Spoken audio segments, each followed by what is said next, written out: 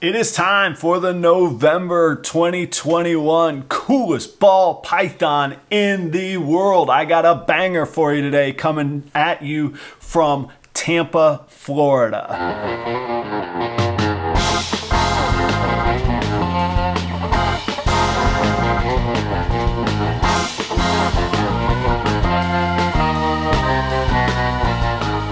What's going on, everybody? It is Adam at Proper Royals. Thank you for being here today.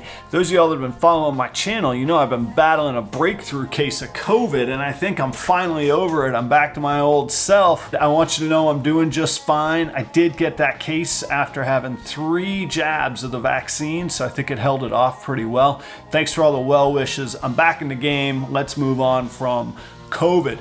I've been delayed, I've been behind, I'm sneaking it in right on the last day of the month, but it is time for the November edition of the coolest ball python in the world. If we're just meeting for the first time, every month I put out an episode called The Coolest Ball Python in the World, where we talk about the coolest ball python that I've seen that month. We pick it apart, we understand the genes, and of course we give some huge shout outs to the breeders that are making these killer animals.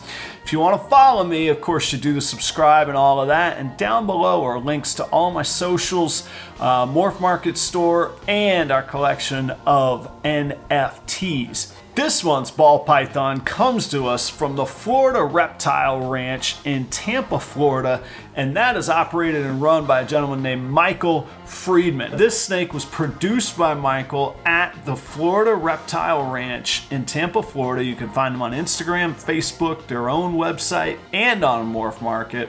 It's a huge operation. This is a big time breeder. I'm pumped to be able to be checking out his snakes. This month's snake has it all. Let me give you some specs before you even take a look at this thing. It's got the visual, cool component, probably the most important. I mean, you gotta really love what you see on first impression for it to be the coolest ball python in the world, right? So checks that box. But then, as soon as you get over going, what in the world is that? And you start realizing what it is, it checks a bunch of all of the other boxes as well. So it's got to be a world's first. We're going to talk about why I think it must be. Then you get into the genetics, and this thing is incredibly difficult to make. We're going to talk about that in detail. Price doesn't really factor in my opinion, of what's cool or not. There's cool at all levels and all price points. But we're going to talk about this price, and it's a stunning price. But I'm also going to tell you why I think it's probably one of the fairest priced animals that you could buy out there, depending on what your goals are. Let's jump in. What is this animal? What is this ball python that is the coolest in the world? I'm going to give you know what? I'm not going to give you any more specs. I'm going to let you just take a look at this thing, and then we're going to break it down. So you're going to get the ooh-ah factor first about just what it looks like, and you're going to go, that's pretty cool, and then you're gonna look closer and you go, that's really cool. And then I'm gonna hit you with the specs and you're gonna go, oh my gosh, that is the coolest ball python in the world. Here you go, take a look at this. Again, from the Florida Reptile Ranch and Michael Friedman in Tampa, Florida. Boom, look at that thing. Just look at it, look how orange it is. That's the first thing that hits you. It looks almost, I mean, if you didn't recognize the face on it and know that we're talking about ball pythons, you might think that that was some sort of crazy corn snake from how orange it is. Look how bright and orange that thing is. What's that on the side we see creeping up? It's a little bit, that thing is piebald. What? Okay, all right, hang on a second. It's bright orange, it's piebald, it's low white. Man, the color goes the long way. What do we see on top? Broken down pinstripe a little bit, influence. And then we get to the head. That's a clown. We got a clown, piebald, bright orange, broken down pinstripe. And I'll tell you, it's not readily apparent on first view, that's also a ghost. Let's back up. That is a clown, piebald, ghost, pinstripe. That is what you're looking at. That is a visual triple recessive pinstripe clown ghost piebald. So I think here's what's happening. And it's a really cool combination. So first on the piebald, why it's so low white, I don't know. That could just be luck, but I love how low white it is for this instance of showing off that bright orange. That is like a traffic cone orange. You got pinstripe, which is really one of the most golden colored snakes that you can get. And stick with me here because gold is not orange, and I understand that. But I think that there's pigment in that color palette that brings a little bit of orange in. If you were to put ghost on top of it, which reduces the darker pigments, that would take away anything that's darkening it and maybe highlight the orange. I'm thinking out loud here and talking my way through it, but I'm trying to figure out where all this orange comes from. So I think there's some influence from the combination of pinstripe and ghost. Piebald, of course, brings out orange. We see those burnt orange, rust, bronze, brown colors. And I think, again, the ghost is getting rid of the darker tinges, the darker pigments there, and it's leaving and accentuating the oranges. The clown, of course, just gives it the coolest head stamp. And my, what a powerful breeder that snake is right there. What a beauty, what a beautiful animal that Michael Friedman has produced. This thing is phenomenal. These two pictures are the only pictures I have of it. Michael's played his cards pretty close on this, and rightly so, because of internet people like me poaching the pictures. I want to make sure that I give credit to Michael. These are his pictures. I took one from Morph Market and one from his Facebook page.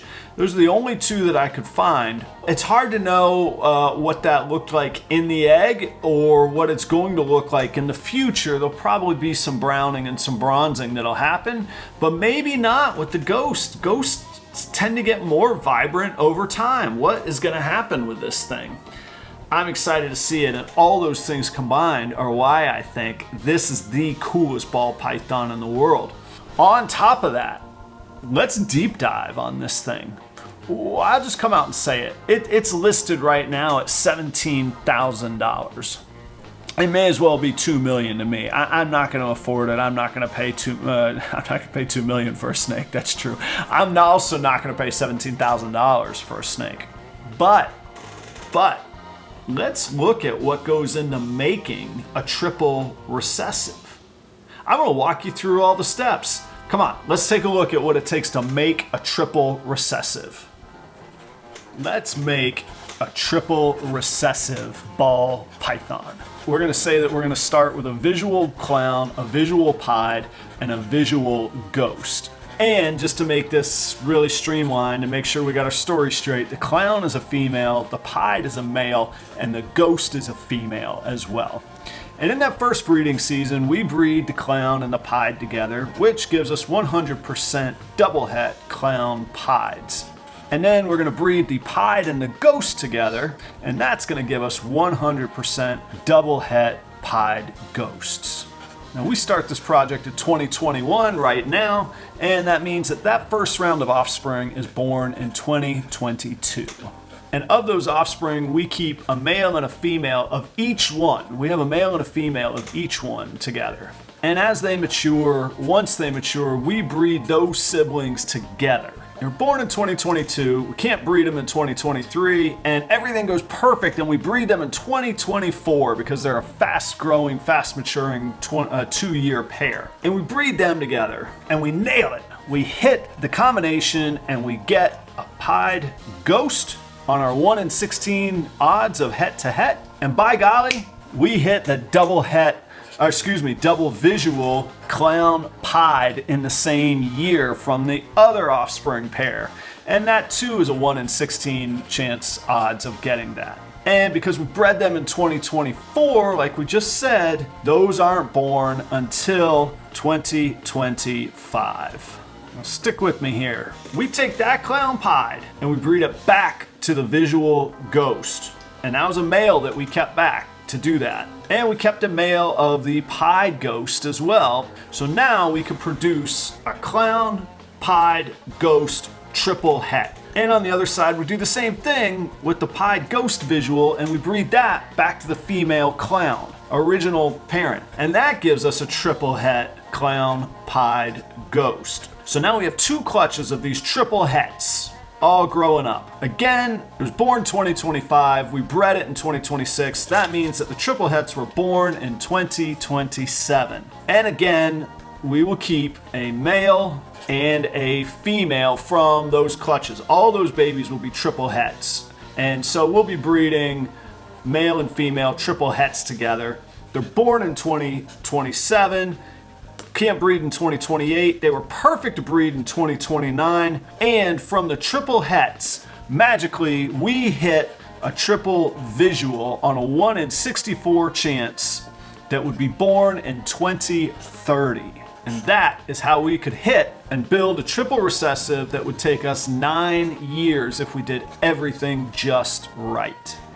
That 9-year journey is what Michael is pricing at $17,000. Now, granted, he was working on other things in those 9 years. On the other hand, that's 9 years of dedication that somebody collectively put in.